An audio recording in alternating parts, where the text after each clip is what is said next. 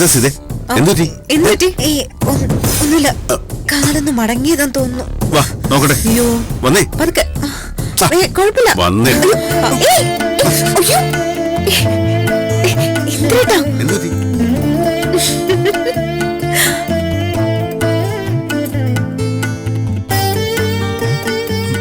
അയ്യോ എന്തെങ്കിലും പറ്റിയോ? വാ വാന്നേ.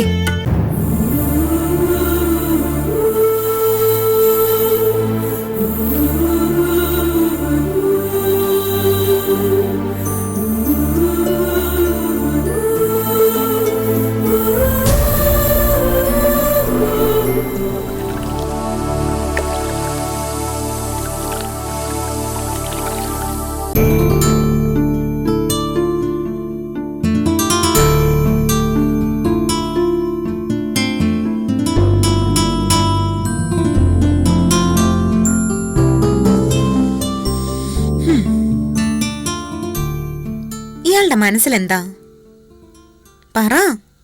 വീട്ടിലൊക്കെ അറിഞ്ഞില്ലേ ലില്ലി? അവിടെ ചെല്ലുമ്പോ എന്തായിരിക്കും അവസ്ഥ? അങ്ങനൊക്കെ നോക്കി ജീവിക്കാൻ പറ്റില്ല എന്റെ സുബ്രു. പെണ്ണായി എനിക്കില്ലാത്ത ടെൻഷൻ എന്തിനാ സുബ്രുവിന്? എന്തായാലും നമ്മളാരും കൊല്ലാനൊന്നും പോകുന്നില്ല. എന്നാലും ഒരെന്നാലുമില്ല. പ്രോഗ്രസ് കാർഡ് വീട്ടിൽ കാണിക്കാൻ പേടിക്കുന്ന കുട്ടിക്കാലമൊക്കെ കഴിഞ്ഞു പോയില്ലേ? തല മുതിർന്ന 2 വ്യക്തികളാ നമ്മള്, അതും സർക്കാർ ഉദ്യോഗസ്ഥർ. നമ്മൾ എന്ത് തെറ്റാ ചെയ്തേ അല്ലേ? ആ ഒരു തെറ്റും ചെയ്തിട്ടില്ല. പരസ്പരം ഇഷ്ടപ്പെടുന്നത് ഒരു തെറ്റാണെങ്കിൽ അത് ഞാൻ കർത്താവിനോട് കുമ്പസരിച്ച് ശ്രീസ്തോത്രം ചൊല്ലി കുരിശു വരച്ചോളാം കേട്ടോ. സുബ്രു ഇങ്ങനെ വിഷമിച്ച് ഈ നല്ല ദിവസങ്ങൾ ഇല്ലാതാക്കല്ലേ. ഒന്ന് വെളുക്ക ചിരിക്ക്. അതന്നെ എന്റെ തൊക്കുടു ബേബി. എന്തോ ആവട്ടെ, ആനയല്ല വരുന്നതെങ്കിൽ ഞാൻ നോക്കിക്കോളാം.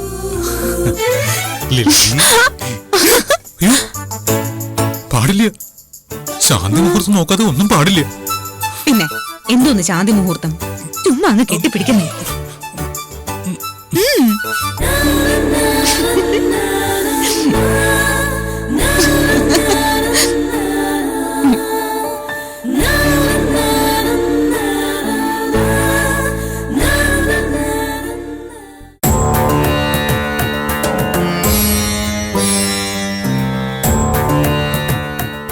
എന്താ തിരുമേനി ചിന്തയിൽ കാണുന്നത്? വശ്യം. മുമ്പേ പറഞ്ഞതല്ലേ സൂക്ഷിക്കണമെന്ന്. ബ്രഹ്മചാരിയായിരിക്കണമെന്ന് ഉപദേശിച്ചതാ ഞാൻ. ചില വശ്യപ്രയോഗങ്ങളുമായിട്ട് സ്ത്രീകൾ വന്നാൽ ഒരു ഉപദേശങ്ങളും സ്വീകാര്യമാകില്ല. ബ്രഹ്മചര്യം നഷ്ടപ്പെട്ടു എന്ന് മാത്രമാണ് അറിയേണ്ടത്. മുമ്പുള്ള പ്രശ്നവശാലും ഒന്നും തെളിഞ്ഞിരുന്നില്ല. ബ്രഹ്മചര്യമൊക്കെ നഷ്ടപ്പെട്ടു കാണും, മനുഷ്യനല്ലേ. വലിയ വലിയ കാര്യങ്ങൾക്ക് അഭിപ്രായം പറയണ്ട, കേറി പോകത്ത്. അവള് പറഞ്ഞതുപോലെ സുപ്പുറുവിനെ ദീക്ഷ സ്വീകരിക്കാൻ പറ്റാതെ വന്നാലോ? മറ്റൊരു മാർഗം ആലോചിക്കാം.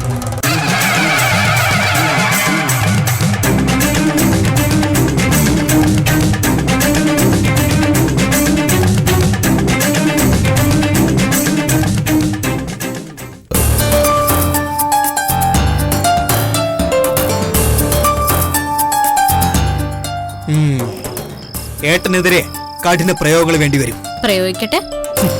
ഏട്ടൻ കാണിച്ചത് കുടുംബദോഷം വരുത്തുന്ന കാര്യ. ഒരു പെണ്ണിനെ ഇഷ്ടപ്പെടുന്നത് തെറ്റാണോ? ബ്രഹ്മചാരി ആവേണ്ടതല്ലേ? സ്വാമിയേട്ടാ, ബ്രഹ്മചാരി ആവണമെങ്കിൽ സ്വയം മനസ്സിൽ തോന്നണം. സുബ്രുവേട്ടൻ അങ്ങനെ ഒരു മനസ്സിലക്കും ഇല്ല. പക്ഷേ അത് കുടുംബത്തിന് ദോഷം ചെയ്യും. എനിക്കിതിലേക്ക് വലിയ വിശ്വാസം.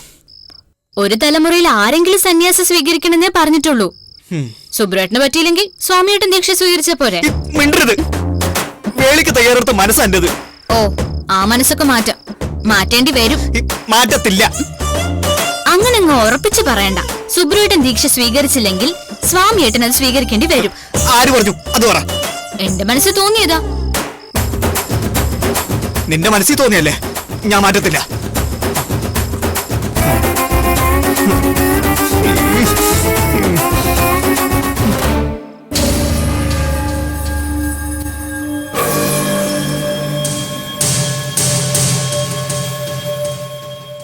നമ്മളിപ്പോ എന്നെ ചെയ്യാനാ അമ്മച്ചി?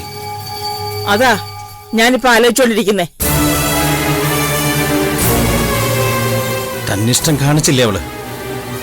നമുക്കങ്ങ് തട്ടിക്കളഞ്ഞാലോ അവളെ? പോടാ അവിടുന്ന്. ധിക്കാരിയാണെങ്കിലും ഒരേ ഒരു പെൺതരിയുള്ളതാ. കല്ലറയിലേക്ക് എടുക്കും വരെ എനിക്കവിടെ മുഖം കണ്ടോണ്ടിരിക്കണം. പേരുദോഷം കേൾപ്പിച്ചില്ലേ അമ്മച്ചി? കാശ് കൊടുത്താൽ മാറുന്ന ദോഷം ഉണ്ടോടാ സേവിച്ച? അവളെ ഒന്ന് കണ്ടു കെട്ടിയാ ബാക്കിയുള്ള കാര്യം ഞാൻ നോക്കിക്കോളാം. അതിപ്പോ എവിടാന്ന് വെച്ചാ അന്വേഷിക്കുന്നേ? എവിടെയായാലും കണ്ടുപിടിക്കണം. എന്നിട്ട് കഴുത്ത് തൂക്കി പിടിച്ചിക്കൊണ്ട് കൊണ്ടുവരണം. കൂടെയുള്ളവന്റെ കഴുത്ത് വെട്ടിയിട്ട്.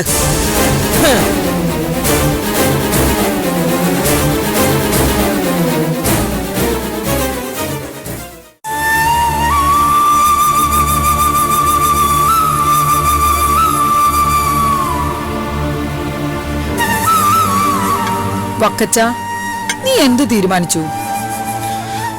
ജ്ഞാനം കൂടിയ മനസ്സമാധാനം കിട്ടുമെന്ന് മോളിക്കുട്ടിക്ക് തോന്നുന്നുണ്ടോ? ഉണ്ട്. ആറ്റുപുറത്ത് അന്നാമയെ കണ്ട് ഈ ഇടയ്ക്ക് തോമാച്ചേനൊരു മനസ്സിളക്കം വന്നില്ലായോ? അന്ന് ധ്യാനത്തിന് കൊണ്ടുപോയല്ലയോ മനസ്സിളക്കം മാറ്റിയത്? നിനക്കും ധ്യാനം കൂടിയ സമാധാനം കിട്ടും. അങ്ങനെ ഉറപ്പുണ്ടെങ്കിൽ പോയി നോക്കാം. എന്നിട്ട് തിരിച്ചു വന്ന് ലില്ലിക്കുട്ടിയേക്കാൾ ഉയർന്ന ജോലിയുള്ള ഒരു പെണ്ണിനെ കണ്ടുപിടിച്ച് കെട്ടുകല്യാണം കഴിക്കണം. എന്നിട്ട് ലില്ലിക്കുട്ടിയുടെ മുമ്പിൽ കൂടെ അവളുടെ കയ്യും പിടിച്ച് നെഞ്ചു വിരിച്ച് നടക്കണം. ഇതൊക്കെ നടക്കുന്ന കാര്യമാണോ? നടക്കും. നമ്മൾ നടത്തിക്കും. ഇന്നു മുതലേ ഞാൻ പെണ്ണന്വേഷിക്കാൻ തീരുമാനിച്ചു. നീ ധൈര്യമായിട്ടിരിക്കടാ.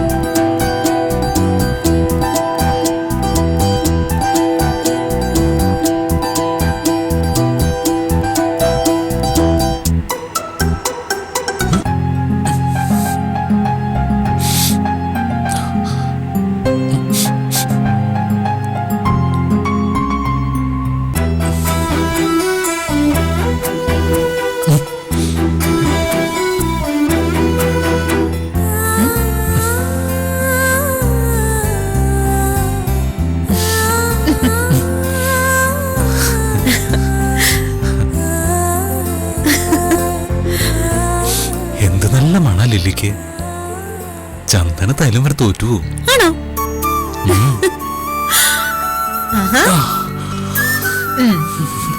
എന്ത് നല്ല മുഖം എന്റെ സുബ്രുന്റെ. അമ്പിളി മാമൻ വരെ തോറ്റു. ഒന്നിക്കാൻ ഒരു ദിവസം കാത്തിരിക്കാൻ ഞാൻ. അതെന്നായാലോ? എപ്പോഴായാലോ? ആവാം. അതിന് കഴിയാത്തോണ്ടല്ല ലില്ലി, ഞാനൊരു നല്ല പുരുഷനായതുകൊണ്ടാ. വെറും പാവമായതുകൊണ്ടാ. ആ പറഞ്ഞതിലും കാര്യമുണ്ട്. സ്വന്തം ഭാര്യയുടെ അടുത്തല്ലേ പാവാവണം. പതിവൃതയെന്നും പാതിവൃത്യം എന്നുമല്ലേ ലില്ലി കേട്ടിട്ടുള്ളൂ.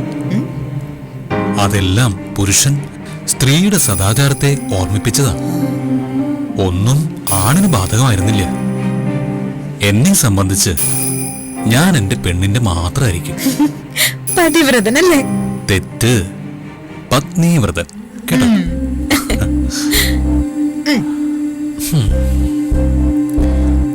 ഒരു ദിവസം നോക്കി, അന്നത്തെ രാത്രിയുടെ നിലാവിൽ ഒരു മുഹൂർത്തം നോക്കി, ഞാൻ നിന്റേതാവും, നീ ഞാനാവും.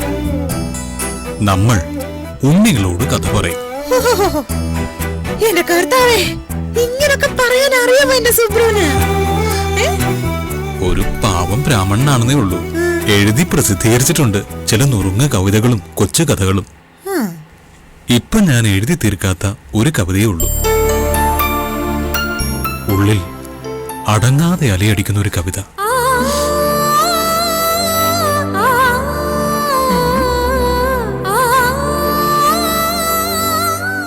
നീ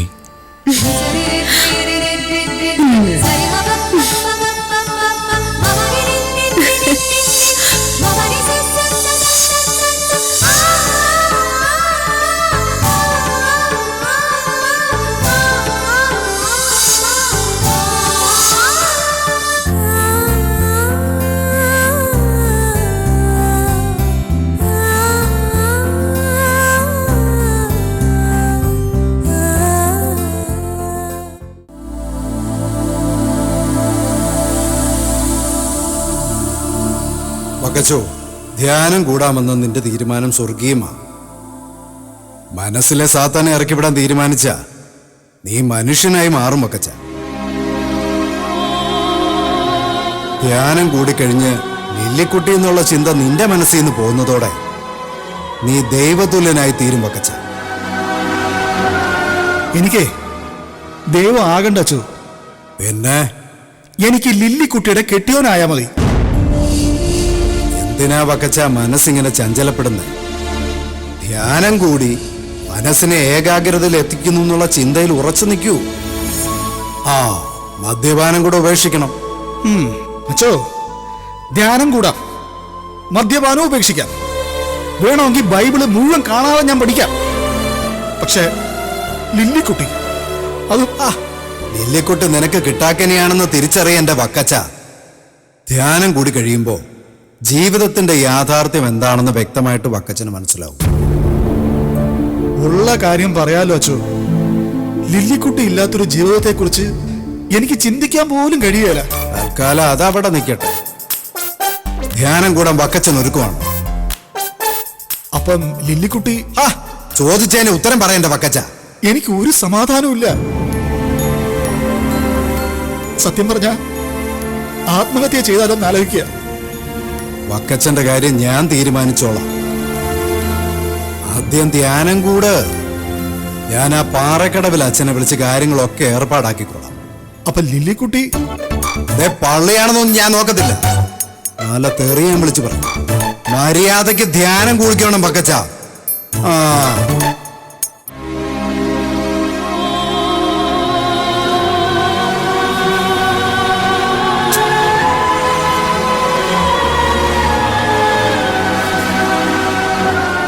എന്റെ കർത്താവേ, എത്ര ധ്യാനം കൂടിയാലും ലില്ലിക്കുട്ടി എനിക്ക് മറക്കാൻ പറ്റുകയില്ല.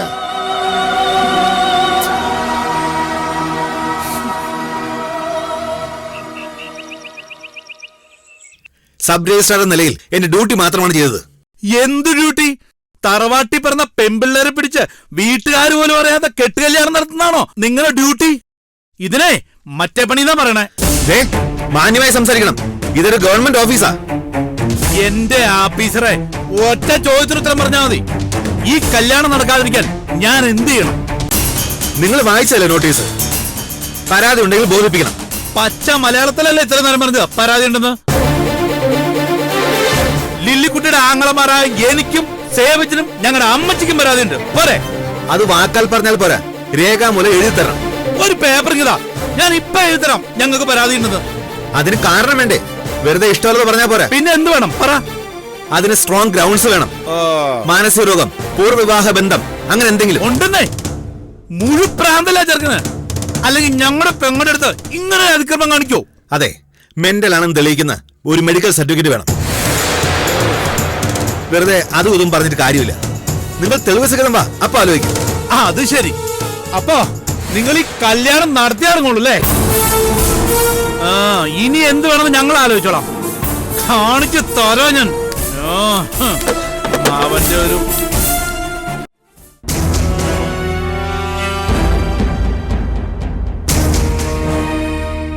വല്ലാത്തൊരു പ്രതിസന്ധിയിലാണ് നമ്മൾ ചെന്ന് പെട്ടിരിക്കുന്നത്.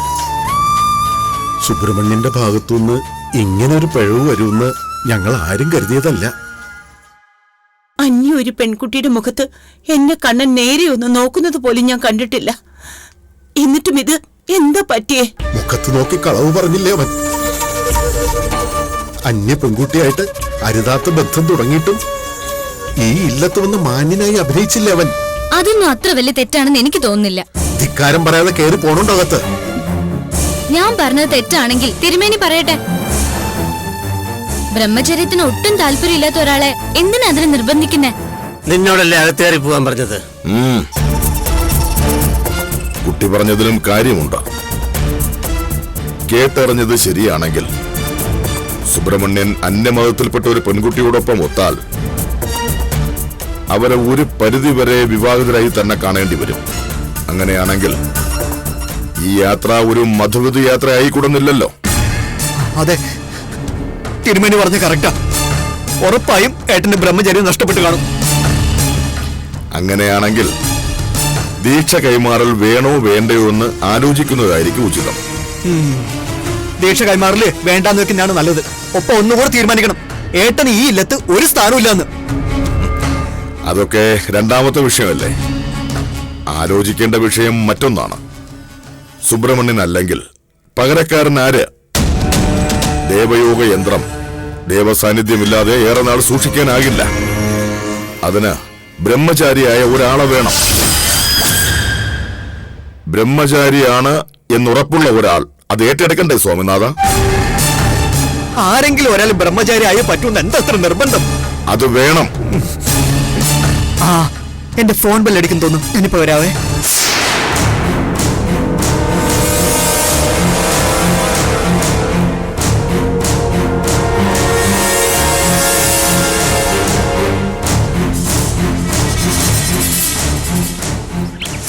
ആ രജിസ്ട്രാൾ എന്ത് പറഞ്ഞു അത് നീ പറ. എന്റെ അമ്മച്ചി കല്യാണം നടത്തി കൊടുത്തിറങ്ങോളൂന്നുള്ള വാശിയില അങ്ങേര്. അതെന്നെ ഏർപ്പാടാ. ആ കെട്ട് കല്യാണത്തിന് താല്പര്യമില്ലാന്ന് പറഞ്ഞൂടായിരുന്നോ തോമാച്ചന്? അങ്ങനെ പറഞ്ഞാലൊന്നും രജിസ്ട്രേഷൻ മുടക്കാൻ പറ്റത്തില്ല. പിന്നെ എന്നാത്തിനാ പരാതി ഉണ്ടെങ്കിൽ അറിയിക്കണം പറഞ്ഞ നോട്ടീസ് പോലിട്ടിരിക്കുന്നത്? പെറ്റ തള്ളക്ക് പോലും താല്പര്യമില്ലാത്ത കല്യാണം നടത്തി കൊടുക്കുന്നത് എവിടുത്തെ നിയമമാടാ? എന്റെ അമ്മച്ചി അയാൾ പറയണത് 100 നിയമങ്ങളാ. മതിയായ കാരണം ഉണ്ടെങ്കിലേ കല്യാണം തടയാൻ പറ്റുള്ളൂ. മതിയായ കാരണം എന്ന് പറഞ്ഞാൽ എന്നതാണാ ഉദ്ദേശിക്കുന്നേ? ഒന്നുകിൽ ചെറുക്കൻ ബന്ധം ഏർപ്പെടുത്താത്ത വേറെ വിവാഹിതനായിരിക്കണം, അല്ലെങ്കിൽ എന്തെങ്കിലും മാറാരോഗം വേണമെന്ന്. അവന് പ്രാന്താന്ന് പറഞ്ഞത് മുടക്കാൻ പറ്റുമോ? അതും പറഞ്ഞു നോക്കി. അപ്പൊ അവന് തെളിവ് വേണമെന്ന്, ഡോക്ടറെ സർട്ടിഫിക്കറ്റ് വേണമെന്ന്.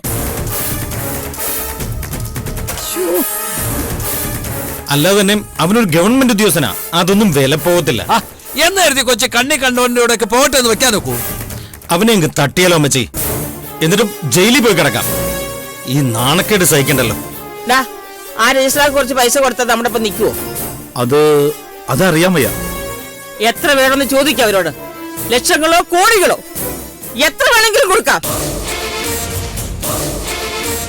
എനിക്ക് എന്റെ മോളെ വേണം, അഭിമാനം രക്ഷിക്കാൻ വേണ്ടി മാത്രം. അവിടെയും തോറ്റാൽ പിന്നെ ഈ കൊച്ചുകലത്രയിൽ മറിയക്കുട്ടിയില്ല.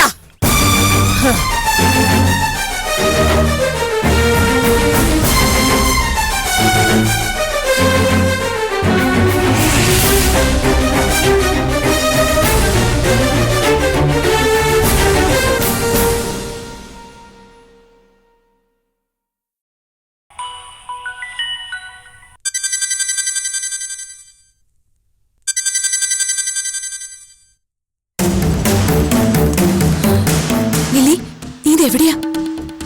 അവിടെ കുഴപ്പം വല്ലതും ഉണ്ടോ? ഉണ്ടോന്നോ? തല്ലും വഴക്കൊക്കെ ആവശ്യത്തിന് കിട്ടുന്നുണ്ട് എനിക്ക്. നിനക്കൊന്നെങ്കിൽ വരാവോ? എല്ലാവരും അറിഞ്ഞിടി. അറിയട്ടെ, അത് നല്ലല്ലേ. ഓ, നിനക്കിതൊക്കെ ഒരു തമാശ. ജീവിതം തന്നെ ഒരു തമാശയല്ലേടി എന്റെ ലിസാമേ. ഓ, നീ എവിടെ ഉണ്ടെന്ന് പറ.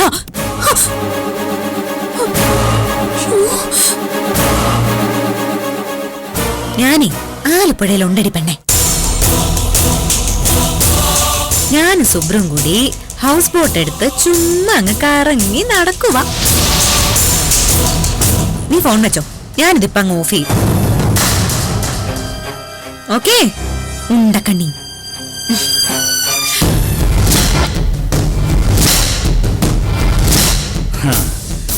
ആലപ്പുഴയിലുണ്ടേ, ഇനി ഞാൻ പിടിച്ചോളാം. പിടി.